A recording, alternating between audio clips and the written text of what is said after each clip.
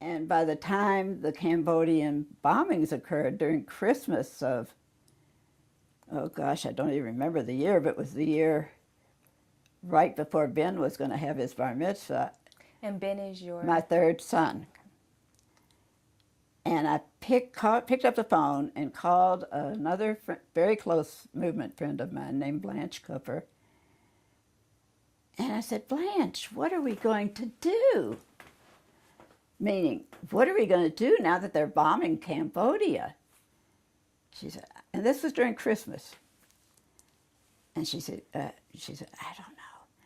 I said, we've got to have a meeting.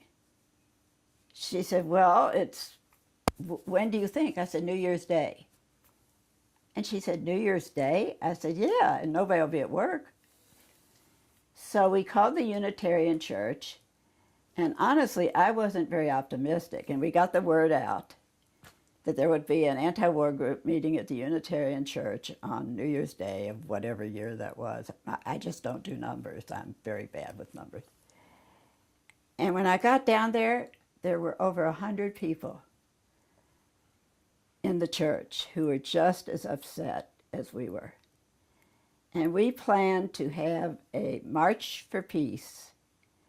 And in order to promote it, we bought a full-page ad in the Courier-Journal announcing time, date, when it was going to happen, signed with as many names as we could get for $1. And that's the way we raised the money to pay for the advertisement. And that March was the day that Ben, my third son, had his bar mitzvah. So we had to scurry from the bar mitzvah in the synagogue down to Aaron's trade school around, I guess, before First Street. And there were I think we had 6,000 people. It's the biggest march demonstration we ever had in the state of Kentucky.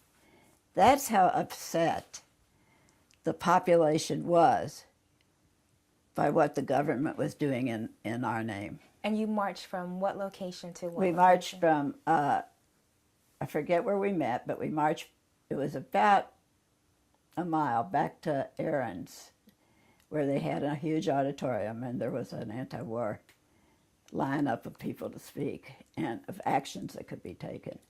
And some people who may be apathetic may say, okay, what's the benefit of a march? Can you tell us, like, from your perspective, having worked in movements, how does a march help your agenda? How does it help you? If it's large enough, and this was, it makes the news.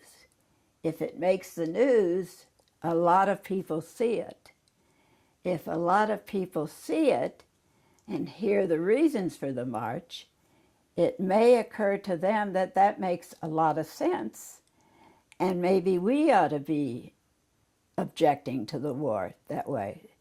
So a march is something visible that can be seen of people you may know some of who are taking a position that you haven't yet taken because, like my husband, you would like to think that they know what they're doing up there.